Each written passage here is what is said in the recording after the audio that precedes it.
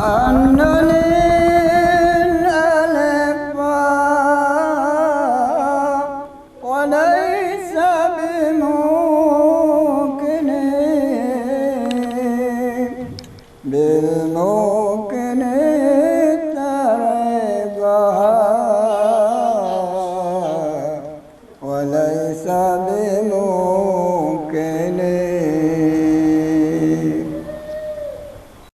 Assalamualaikum warahmatullahi taala wabarakatuh. Terlebih dahulu saya memperkenalkan diri. Tubuh bergelar Muhammad atau Mak Biaweh, diperanakkan selepas Perang Dunia Kedua, selepas Perang Jepun, dalam lingkungan tahun 46. Di situ bermulalah persekolahannya dengan aliran Melayu. Dia panggil kehidupan ayahnya sebagai anak petani di Kampung Periuk. Jadi anak jati Kampung Periuk, diperanakkan tahun 1949 itu menjadi seorang anak seni. Ayah dilahirkan dalam keluarga seni. Tok ayah sebagai Tok Yoro di Kibano. Ayah ni sebagai Tok Yoro di Kilabo.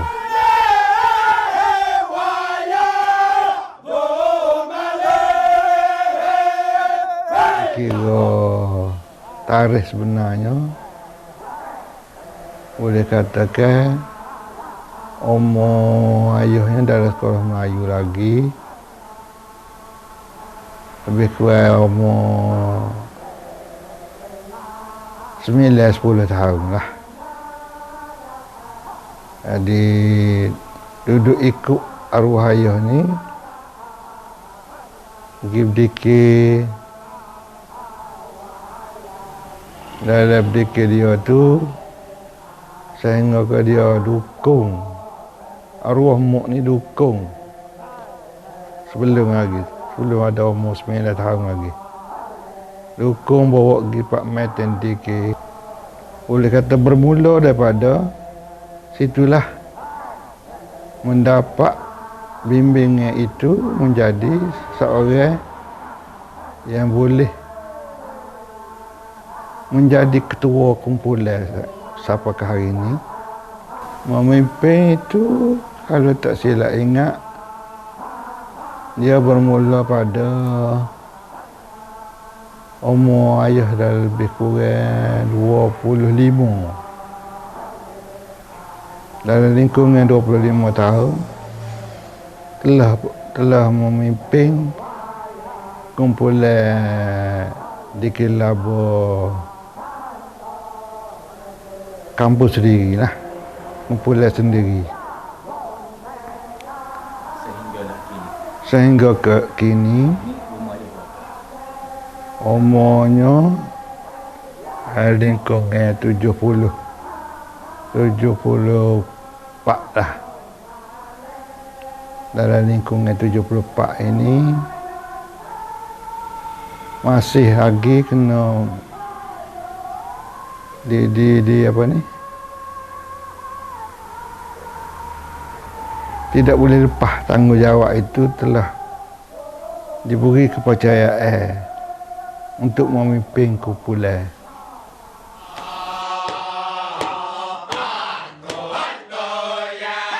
Jadi mengikut sejarah kumpulan ya pimpin ini bermula pada tahun 1970-an, yang mana bermulanya pertandingan secara besar-besaran di antara 8 kumpulan pada tahun 1998. Kumpulan ayah ni, kumpulan pada Temesu digelarnya, telah berebut, telah mendapat juara lah. Jadi bermula tahun 1998 itu, selepas itulah bergerak sehingga ke pertandingan hak selepas itu berlaku pada tahun 2000 ni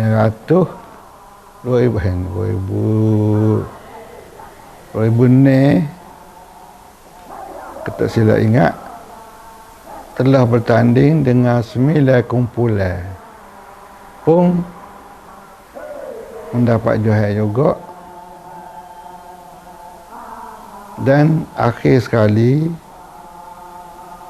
pada tahun 2017 tanding hanya 4 kumpulan pun juga telah merebut juara buat kali yang terakhir agaknya. Tak ada lagi selepas ni.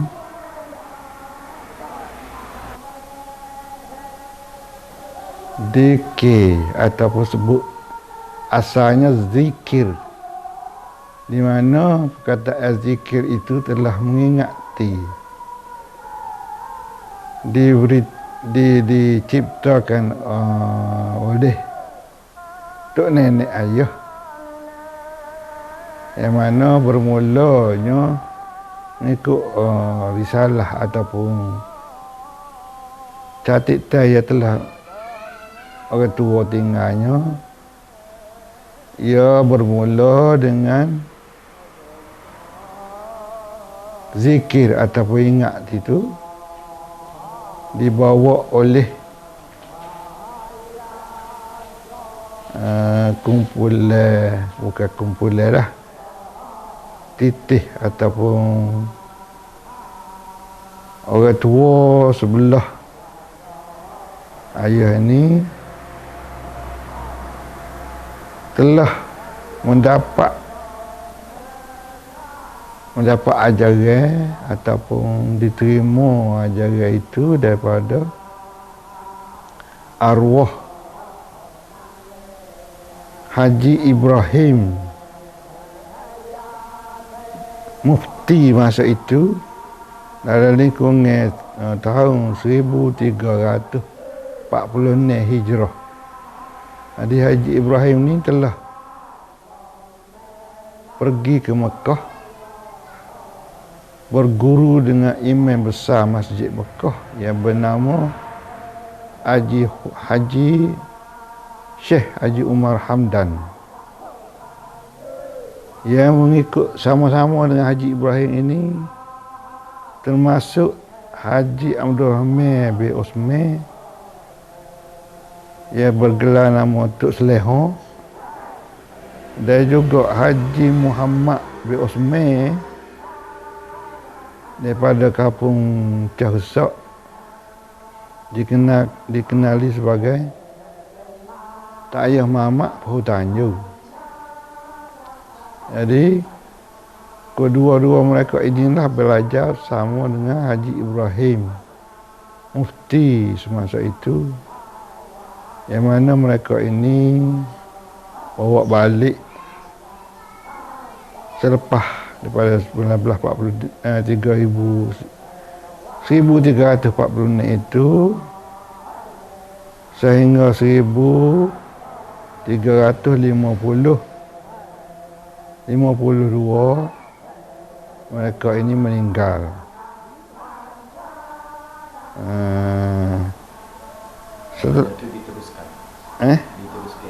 Diteruskan oleh anak cucu dia yang bernama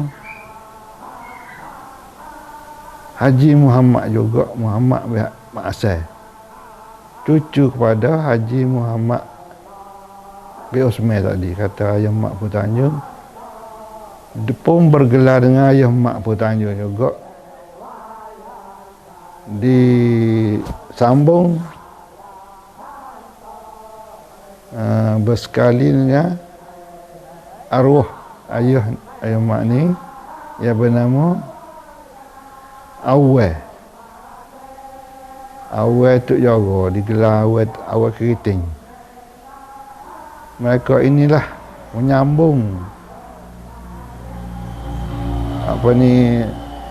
zikir itu diubah menjadi, tidak diubah senil, disebut dengan dikir. Dikir itu disebut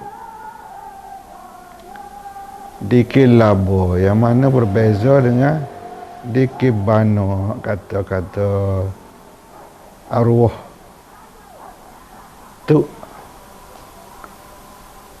Tuknya ayah Awal ni nama botok, dia Tok Jara dikir bano, diubah kepada dikir labo, di kepalai ataupun disambung oleh Tok Jara bernama Awal Tok Jara tu, sehingga ayah mak ni dibimbing oleh Tok Jara dikir labo ni, sehingga hari ini seni itu masih hidup ataupun dikenali sebagai seni budaya Melayu dalam bentuk dikir labo ini, disambung oleh kumpulan-kumpulan yang hidup selepas mereka ni lah. Saya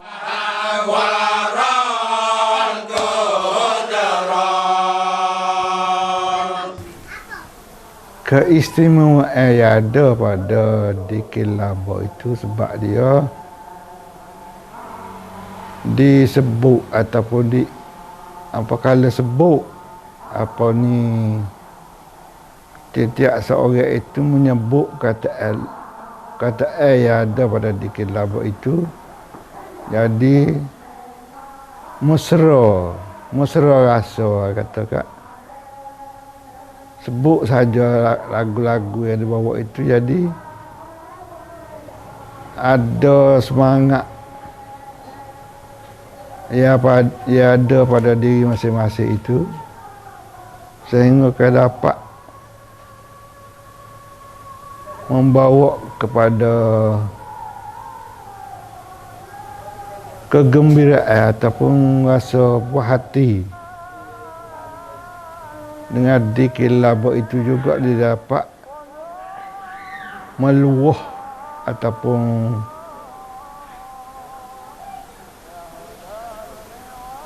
menggembirakan diri masing-masing itu dengan luahan suara yang ada pada dalam lagu itu.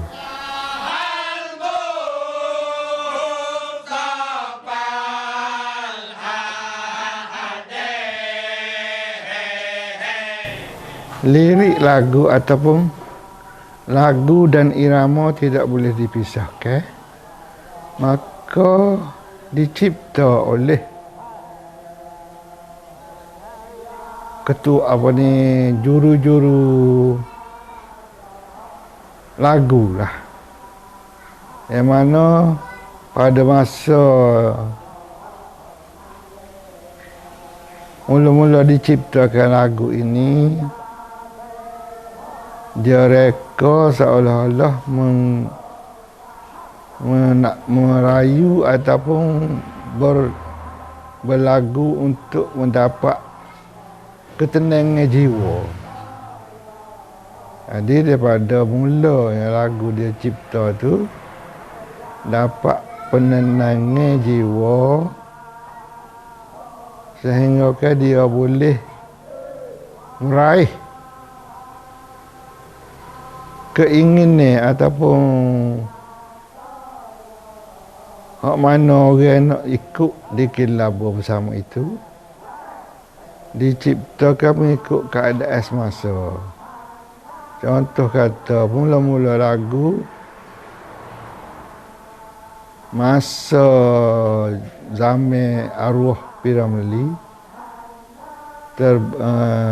terkenal dengan lagu Pasal Lili Rabbi apa Pasal Lili Ma'adil Masa. Itulah lagu-lagu yang seumpama itu dicipta atau direka tapi dalam bahasa tidak Melayu dan tidak Arab. Nak kata Arab tak boleh nak terjemuh. Nak kata Melayu bunyi Arab. Contoh ini adalah boleh katakan semula jadi pencipta itu direka. Tapi setiap lagu tu mempunyai makna lah. Mempunyai makna di mana boleh lagu-lagu itu diterjemuhkan dalam jiwa yang hendak mengeluarkan lagu itu dicipta untuk mengeluarkan perasaan seseorang. Terhadap perasaan seseorang terhadap siapa?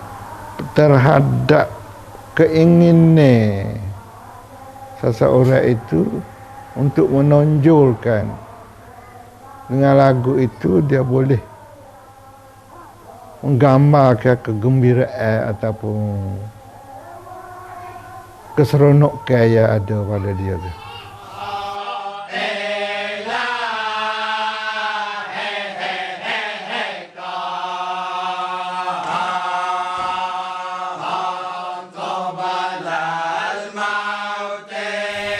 Contoh masa dulu dia reka lagu dengan perkataan yang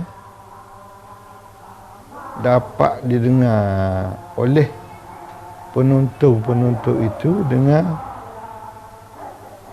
dengan suara yang tinggi ataupun disebut itu boleh melaungkan suara, boleh penonton dengar dengan tidak memakaikan pembesar suara. Jadi kata-kata seperti yo, ho, ha itu mengeluarkan kataan yang boleh didengar pada masa dilaung oleh pendekar itu. Itulah suara-suara itulah boleh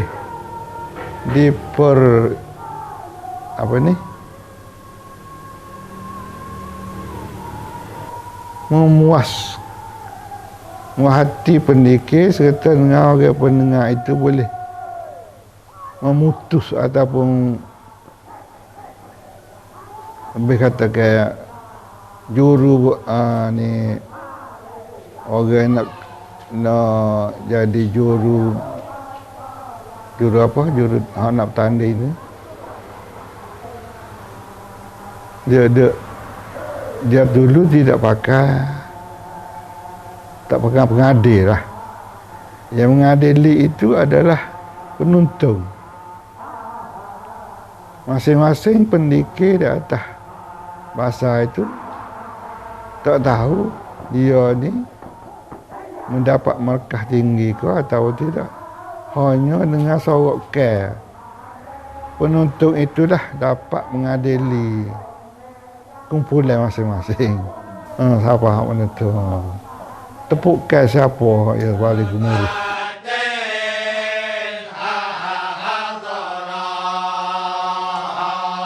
Untuk kita nak jelaskan perkataan laba tu, di mana perkataan laba ni tak sama dengan perkataan yang disebut oleh orang-orang luar daripada Kelantan.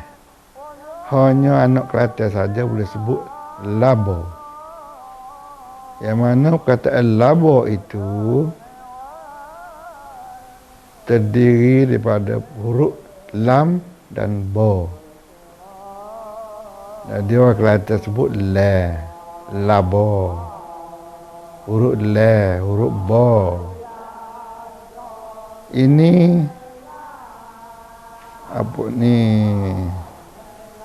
Di sebalik huruf lam itu rakaat ataupun dicetus oleh orang-orang dulu. Dia mula dengan huruf lam, di mana ternyatanya huruf lam itu pada orang dikir itu berdiri.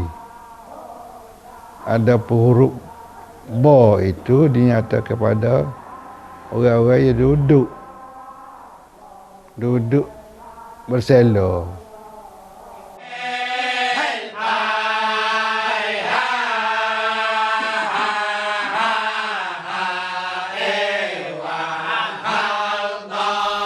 Yang tidak menggunakan kipah. Orang berdiri itu guna kipah. Dalam berdiri itu menurut rentok ataupun dengan bawa kipah itu mengikut rentok lagu. Maka di situ ternyatalah rentok lagu atau huruf lam itu melagukan dengan gaya yang mana tidak boleh berpisah lagu dan suara yang telah dikeluarkan itu mengikut rentak. Jadi gambar yang jelas labo itu ialah kenyataan ataupun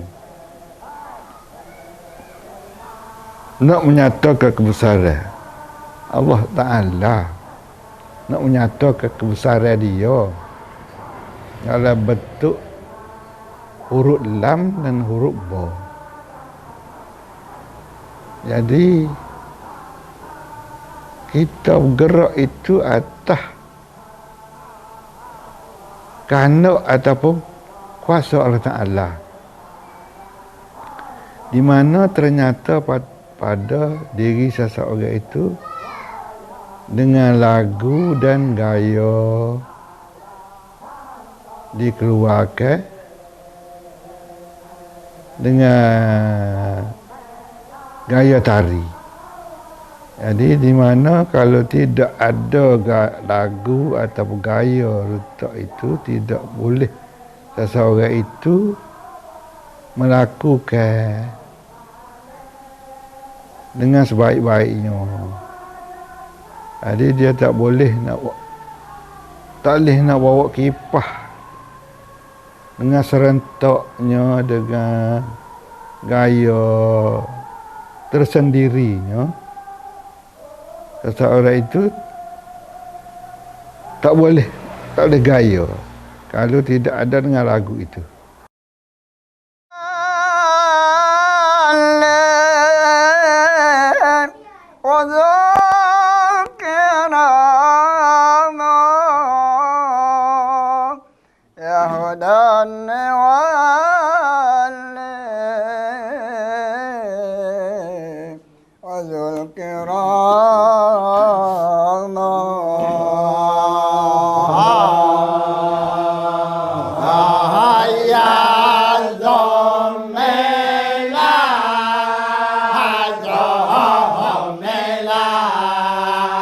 ha